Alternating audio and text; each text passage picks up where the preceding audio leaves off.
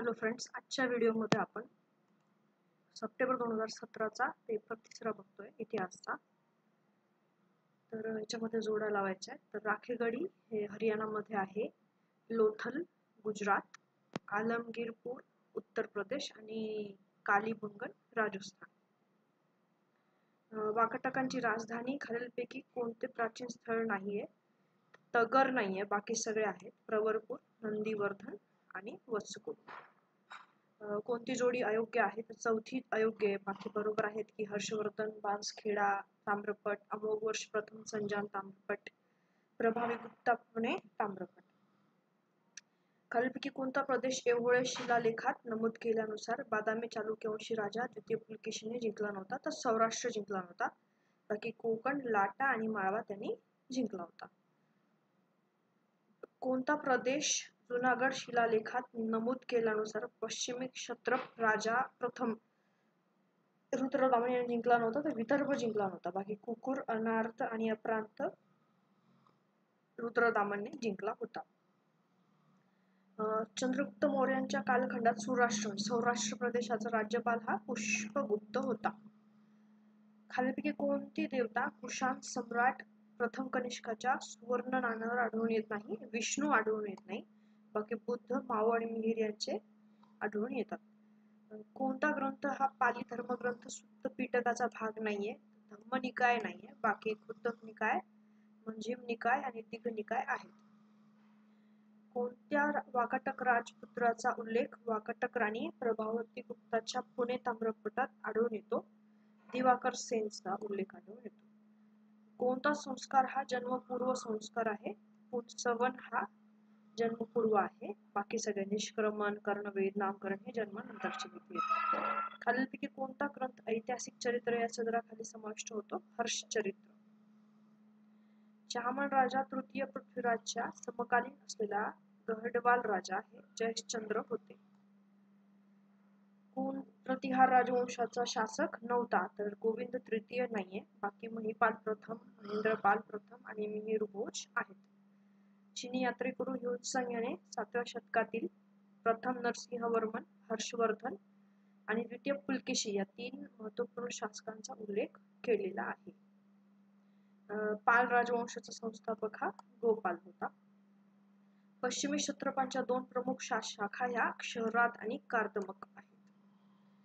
शुंग कालखंडातील बेसनगर स्तंभलेखात राजा हेलिओडोरस याने स्तंभ उभारल्याचा उल्लेख आहे, तर तो आहे ग्रीक राजा हेलिओडोरस. नागानंद हे संस्कृत नाटक हर्षवर्धन यांनी लिहिलेलं आहे. सिंध प्रांत इसवी सन 8व्या शतकात कोणी जिंकला? मोहम्मद बिन कासिम याने सिंध प्रांत 8व्या शतकात जिंकलेला आहे. 20 ते 23चे पॅरेग्राफचे प्रश्न होते, आपण डायरेक्ट 24वा प्रश्न घेऊ. की अराबास्क काय होतं? तर अरबी लिपी व चित्रप्रतीकांचे मिश्रण म्हणजे अराबास्क. खालीलपैकी कोणत्या देहली राज्यकर्त्याला नाण्यांचा योग्य प्रमाणीकरण बाबत प्रतिष्ठा मिळाली? तर अल्तमशला मिळालेली आहे. खालीलपैकी कोणत्या युरोपियन प्रवाशाने मध्ययुगीन काळात स्टोरिया दे मुगोर या शीर्षकाने आपल्या प्रवास वर्णन लिहिले? स्टोरिया दे मुगोर निकोलो मनुशिनी लिहिलेला आहे.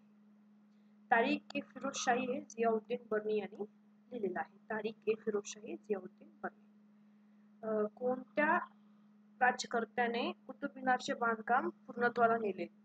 कुतुब मिनारचं बांधकाम हे कुतुबुद्दीन ऐबकने सुरू केले, पण ते पूर्ण केलेलं आहे अल्तमशने.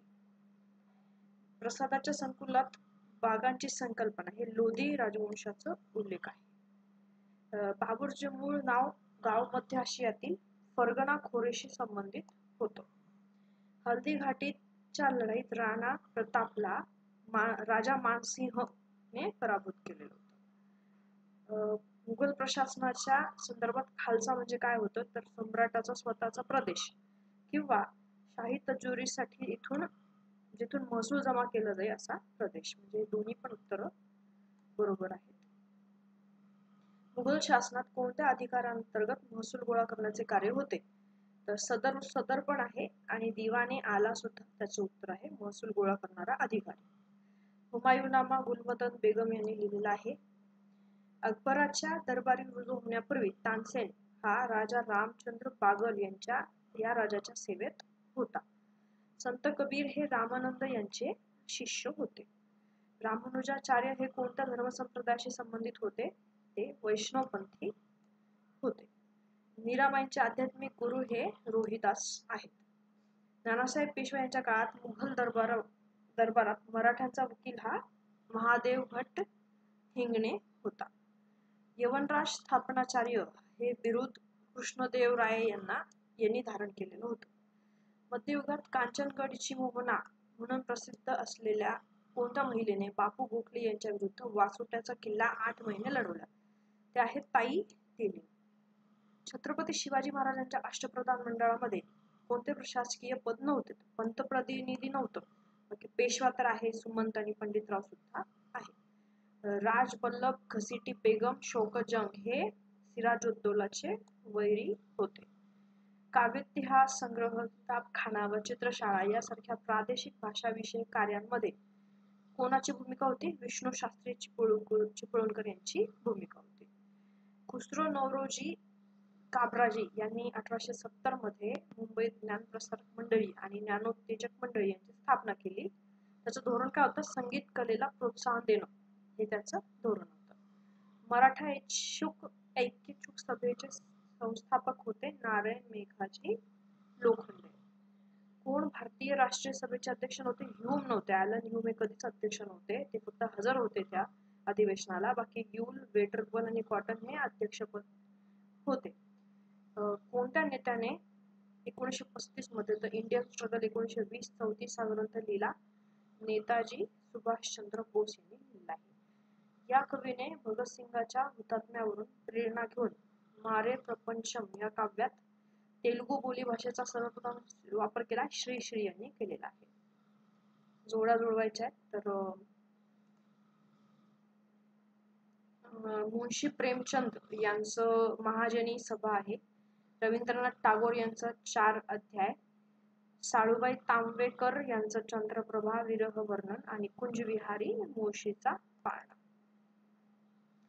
1947 पर्यंत पायदळामध्ये कोणत्याही भारतीयाला सुभेदार पेक्षा वरच्या हुद्द्यावरती बढती मिळत नसे. हा प्रश्न MPSC मध्ये सुद्धा आलेला होता. उलगुलान म्हणजे काय? तर मुंडाच्या आदिवासी उठावाचे नाव म्हणजे उलगुलान. 1893 साली या संस्थेमध्ये फूट पडून कॉलेज गट आणि गुरुकुल गट निर्माण झाले. तर ते आहे आर्य समाज. 19व्या शतकातील मराठी प्रशासनांच्या संख्येतील भरघोस वाढीची नोंद घेणाऱ्या note on the growth of Marathi literature याचे लेखक होते म. गो. रानडे. कशाचे?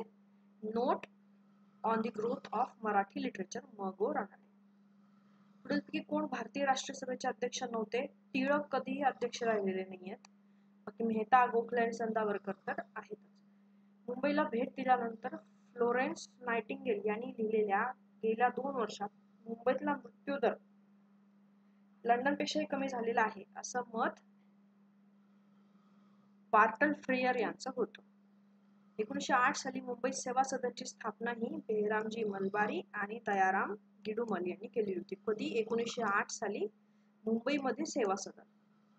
हसरत मोहानी, जोश मलिहाबादी, फिराक गोरखपुरी हे या संघटनेतील होते. कुठली? Progressive writers association. Rajamahendri social reform असोसिएशनची स्थापना करून सक्तीची वैधव्याविरुद्धची संघर्ष हा वीरेश लिंगम पंतलू यांनी केलेला आहे. 1946 या वर्षी डॉ. बाबासाहेब आंबेडकर घटना परिषदेवर डाक्का या मतदारसंघातून निवडून गेले होते. 15 ऑगस्ट 1947 रोजी काश्मीरच्या महाराजा हरी सिंग यांचे मुख्य प्रधान हे जनक सिंग होते.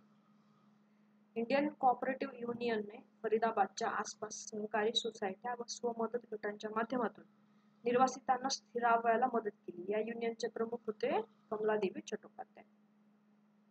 1946-47 मध्ये अखिल भारतीय प्रजा परिषदेचे अध्यक्ष हे जवाहरलाल नेहरू होते. रेडक्लिफ कमिशनने आपला सीमाविषयक निवाडा 16 ऑगस्ट 1947 ला घोषित केला. कधी? रेडक्लिफ कमिशनने सीमा निवाडा हा 16 ऑगस्ट 1947 ला घोषित केला. वालचंद हिराचंद आणि लालजी नारायणजी यांनी सिंधिया स्टीम नेव्हिगेशन या उपक्रमाला ब्रिटिश जहाज उद्योगातील हितसंबंधी यांनी विरोध केला होता. रुसोच्या सामाजिक करार आणि सार्वत्रिक इच्छा याबाबत चुकीचं शेवटचं होतं, बाकी सगळे बरोबर आहेत. आता कोणते बरोबर आहेत ते बघू. त्याची अशी धारणा होती की सामाजिक करारामुळे संपूर्णपणे समानता प्रस्थापित केला जाईल. सामाजिक करारामध्ये जनता आपले व्यक्तिगत अधिकार सोडून सार्वत्रिक इच्छेला अर्पण करतील. जर ही समानता भंग झाली तर राजकीय यंत्रणा संपवण्याचा अधिकार जनतेकडे राहील. खालीलपैकी कोणता ग्रंथ जेम्स मिल यांनी लिहिलेला नाहीये? हिस्ट्री ऑफ इंडिया नाही लिहिलाय. बाकी त्यांनी कोणता लिहिलाय? Law of nations and education, liberty of press आणि एलिमेंट्स ऑफ पॉलिटिकल इकॉनॉमी हे जेम्स मिल यांनी लिहिलेलं आहे. खालीलपैकी कोणत्या स्त्रीवादी कार्यकर्त्याने vindication of the rights of women लिहिले? हे खूप वेळा English literature, education, history, political science मध्ये हा प्रश्न आलेला आहे. Vindication of the rights of women, Mary Wollstonecraft. सामाजिक डार्विनवादाची संकल्पना ही हर्बर्ट स्पेन्सर यांनी प्रथम मांडलेली आहे. 1944 साली आंतरराष्ट्रीय शांतता व सुरक्षिततेसाठी डंबार्टन ओक्स परिषद ही अमेरिकेमध्ये घेण्यात आलेली होती. वैश्विक इतिहास म्हणजे युनिव्हर्सल हिस्ट्री ही संकल्पना लिओपोल्ड वॉन रँके यांनी मांडलेली आहे. युनिव्हर्सल हिस्ट्री, वैश्विक इतिहास, रँके. कोणत्या प्रकारच्या स्रोत स्थापनांमध्ये छायाचित्रांचा समावेश होतो? तर पुरावी लेखागारामध्ये.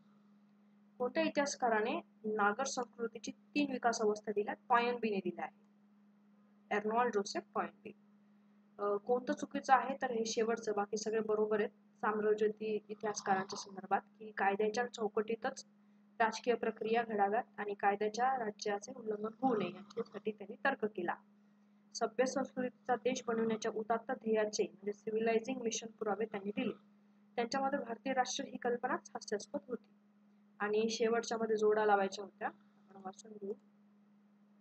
की कॉलिंगवुड यांनी द आयडिया ऑफ हिस्ट्री लिहिलेले आहे. जेफ्री एल्टन यांनी the practice of history, Michael Foucault यांनी द आर्किओलॉजी ऑफ नॉलेज आणि हेडन व्हाइट यांनी मेटा हिस्ट्री लिहिलेला आहे. थँक्यू.